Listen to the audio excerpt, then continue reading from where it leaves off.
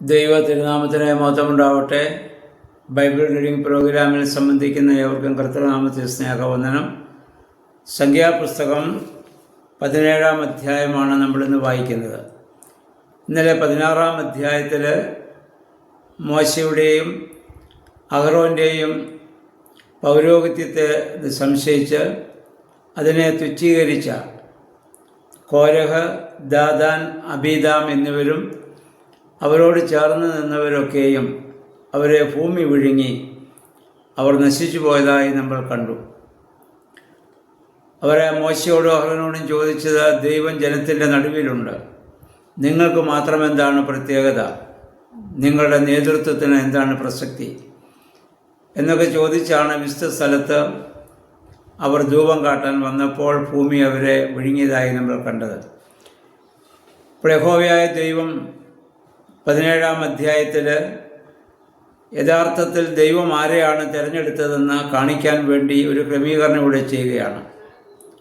മോശ മുഖാന്തരം യഹോവയായ ദൈവം ഇസ്രായേൽ ജനത്തോട് അരുളി ചെയ്തു, ഇസ്രായേൽ ഗോത്രങ്ങളിലെ 12 ഗോത്രങ്ങളെയും പ്രതി ഓരോ വടി അവരൊരുക്കി മോശയുടെ കരങ്ങളിൽ കൊണ്ട് കൊടുക്കുക. എന്നിട്ട് മോശ ആ വടി സമാഗമന കൂടാരത്തിൽ അതിവിശുദ്ധ സ്ഥലത്തെ സാക്ഷ്യപേടകത്തിന് മുമ്പിൽ കൊണ്ടുവന്ന് വയ്ക്കണം. അങ്ങനെ 12 ഗോത്രങ്ങളെ പ്രതി 12 വടികൾ അവിടെ കൊണ്ടുവയ്ക്കുന്നു. പിറ്റേ ദിവസം നോക്കിയപ്പോൾ ലേവി ഗോത്രത്തിൻ്റെ വടി തളിർത്ത് പൂത്ത് അതിൽ ബദാം ഫലം കായ്ച്ചിരിക്കുന്നു. അപ്പോൾ മോശ അത് ജനത്തെ കൊണ്ടുവന്ന് കാണിച്ചു. ഇതാ ആ 12 വടികളിൽ അഹ്റോൻ്റെ വടി മാത്രം, ലേവ്യ ഗോത്രത്തിലെ അഹ്റോൻ്റെ വടി മാത്രം തളിർത്ത് പൂത്ത് അത് ഫലം കായ്ച്ചു നിൽക്കുകയാണ്. അതിൽ നിന്ന് യഹോവയായ ദൈവം തിരഞ്ഞെടുത്തവൻ ആരെയാണ് താൻ പുരോഹിതനായിട്ട് തിരഞ്ഞെടുത്തതെന്ന് അതിലൂടെ കാണിക്കുമെന്ന് ദൈവം മോശയോട് പറഞ്ഞിരുന്നു. അപ്രകാരം ഇസ്രായേൽ ജനത്തിന് ഒരു കാര്യം ബോധ്യമായി, ദൈവത്താൽ തിരഞ്ഞെടുക്കപ്പെട്ടവരിൽ ലേവ്യ ഗോത്രവും അതിലെ അഹ്റോനെയും കുടുംബത്തെയുമാണ് പൗരോഹിത്യ ശുശ്രൂഷയ്ക്ക് വേണ്ടി ദൈവം തിരഞ്ഞെടുത്തിട്ടുള്ളത്. അതിനുശേഷം ഇസ്രായേൽ ജനം അവരോട് മത്സരിക്കാതിരിക്കുന്നതിന് വേണ്ടിയിട്ടാണ് അപ്രകാരം ചെയ്തത്. അതിനുശേഷം ഇനി അത് മത്സരിക്കുന്നില്ല. ആ വടി സൂക്ഷിച്ചു വയ്ക്കുവാൻ ദൈവം ആവശ്യപ്പെടുകയും ചെയ്തു. ഇസ്രായേൽ ജനത്തിൻ്റെ മരുഭൂമി യാത്രയിൽ പിന്നീടുള്ള വർഷങ്ങളിലൊക്കെ ആ സാക്ഷ്യപേടകത്തിനുള്ളിൽ മന്നായോട് ചേർത്ത് ഈ വടിയും അഹ്റോൻ്റെ തളുത്ത വടിയും അവർ സൂക്ഷിച്ചു വെച്ചിരുന്നതായി പിന്നീട് നമ്മൾ വായിക്കും. അപ്പം അങ്ങനെ ദൈവം തിരഞ്ഞെടുത്തത് ആരാണെന്നുള്ളത് അവിടെ കാണിക്കുകയാണ്. പുതിയ നിയമം ദൈവം തൻ്റെ ദാസരെ തിരഞ്ഞെടുക്കുന്നതായ രീതി, ഇത് പഴയ നിയമത്തിൽ നമ്മളിത് കാണുന്നു.